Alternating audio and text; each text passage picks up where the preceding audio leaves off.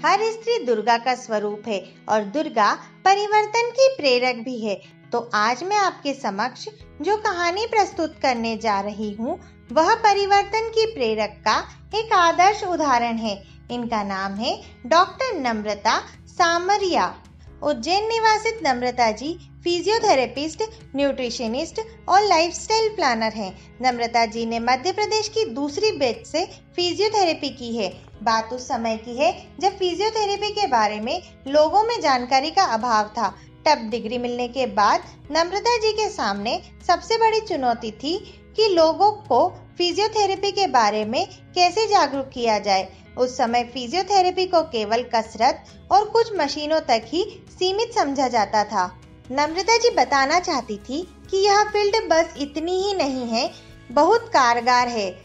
इसलिए उन्होंने शुरुआत में कई फ्री कैंप लगाए और सारा खर्च भी खुद ही ने निर्वाह करके लोगों को इसके प्रति जागरूक किया। इसके लिए इंदौर के एक न्यूज़पेपर के द्वारा फिजियोथेरेपी दिवस पर सम्मान के रूप में नम्रता जी द्वारा लगाए गए फ्री कैंप के बारे में न्यूज़ छपी।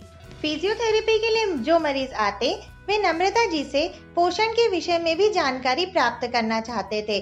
तो नम्रता जी ने डाइट न्यूट्रिशन में डिप्लोमा किया ताकि वह अपने पेशेंट्स को सही जानकारी दे सके। उस समय के लिए डिप्लोमा करना बिल्कुल भी आसान नहीं था, क्योंकि उस वक्त इनकी बेटी 1 साल की थी। दिन भर हॉस्पिटल में रहना, घर संभालना और अपनी बेटी को भी पर्याप्त समय देना होता था। फिर दिन भर की व्यस्तता के बाद नम्रता जी ने रात को 2 घंटे का समय निकालकर पढ़ाई करके एग्जाम दी। उसमें सफल भी हुई। फिजियोथेरेपी करने में कम से कम 1 से 1.5 घंटा लगता है। तो इस बीच नम्रता जी और पेशेंट्स के बीच कई बातें होती थी। तब नम्रता जी ने जाना कि फिजिकल फिटनेस से महत्वपूर्ण मेंटल फिटनेस होती है।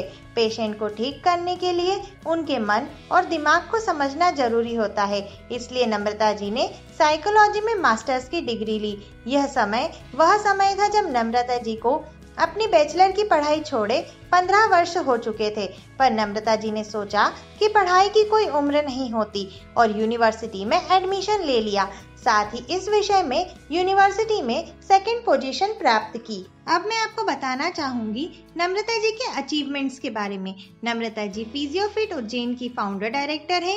इंडियन एसोसिएशन ऑफ फिजियोथेरेपिस्ट के द्वारा प्रदेश में आयोजित पहली कॉन्फ्रेंस में इनको स्वाभिमान सम्मान अवार्ड प्राप्त हुआ। इसके अलावा राष्ट्रीय वुमेन फिजियोकॉन हैदराबाद में मेरी Macmillan mother of physiotherapy award से भी नवाजा गया। प्रदेश के स्वास्थ्य मंत्री के द्वारा फिजियोथेरेपी के क्षेत्र में उत्कृष्ट योगदान के लिए अवार्ड ऑफ एप्रिसिएशन प्राप्त हुआ।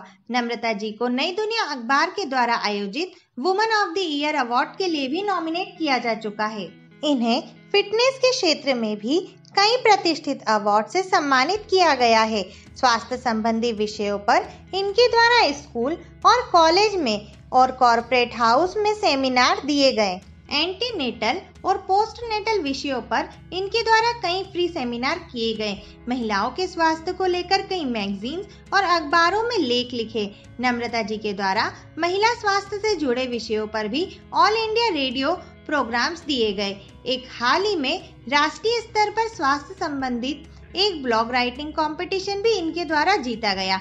इनके द्वारा अनाथ बच्चों, गरीब बस्तियों और वृद्ध आश्रमों में सेहत से जुड़े कई कार्यक्रम किए गए। घरेलू नौकरों और गरीब बस्तियों को लोगों को यह फ्री में ट्रीटमेंट देती है। साथ ही नम्रता जी के Facebook, Instagram, YouTube, Twitter, blogger, LinkedIn आदि जैसे सोशल मीडिया पर डॉक्टर नम्रतास फिजियोफिट के नाम से कई वीडियो उपलब्ध हैं। नम्रता जी की अपने काम को लेकर लगन और मेहनत से प्रेरित होकर कई महिलाओं ने नम्रता जी के कहने पर अपनी हॉबीज को 40 की उम्र के बाद भी शुरू किया।